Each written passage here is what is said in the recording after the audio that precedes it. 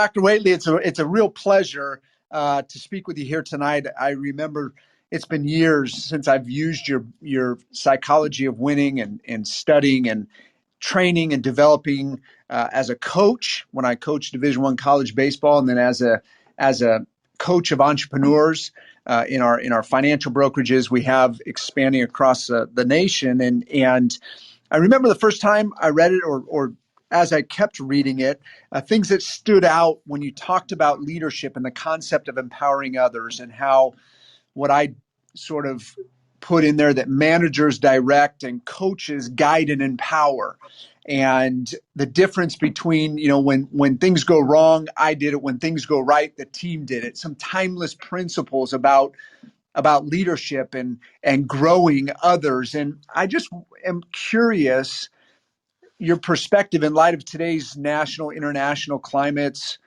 When you think about leadership, do you see it as the same time-tested principles today that work today, or do you see it, given where we're at, that there are new principles that, or that leadership has evolved and we have to evolve with it to really have that same impact on others and remain strong leaders?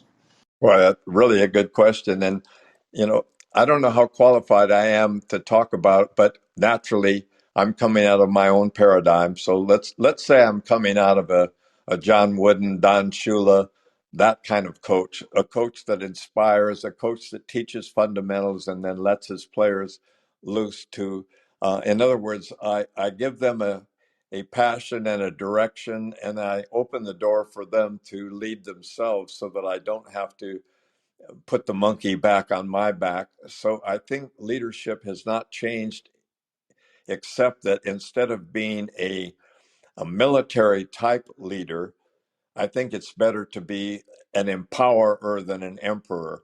So an empowerer is someone who says, we've got an exciting opportunity. And the reason I've called this meeting together is to give everyone a chance to give inputs.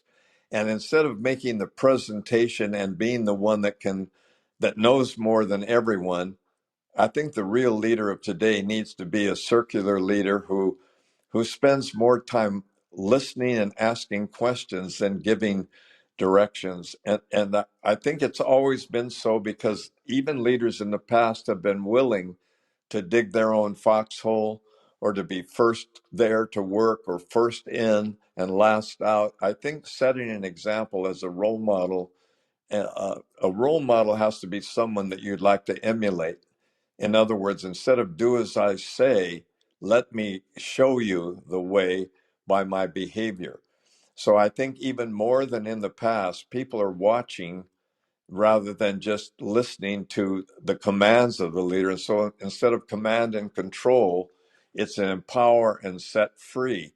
And we have to have self-directed teams now, because there's just not these layers of supervision and bureaucracy allowable in a competitive world. So I think that we can take the best of both worlds.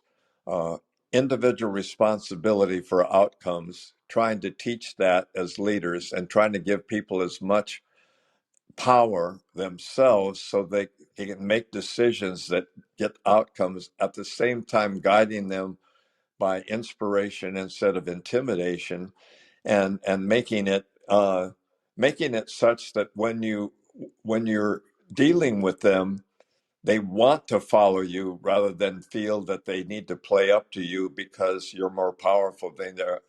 The more power you have, the less you should use.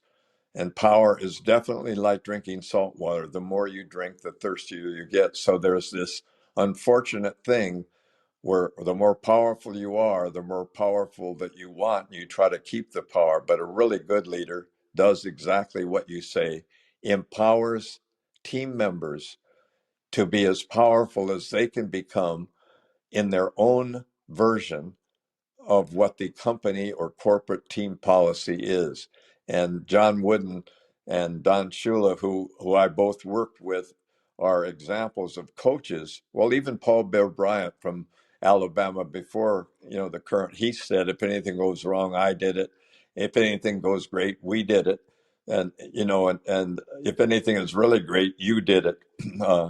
So he's able to take responsibility for the problems rather than pawn them off, and give other people the credit rather than take it himself. So I think that's too long an answer for the question, but I think you're right on. And I think what you're doing is empowering the people you deal with.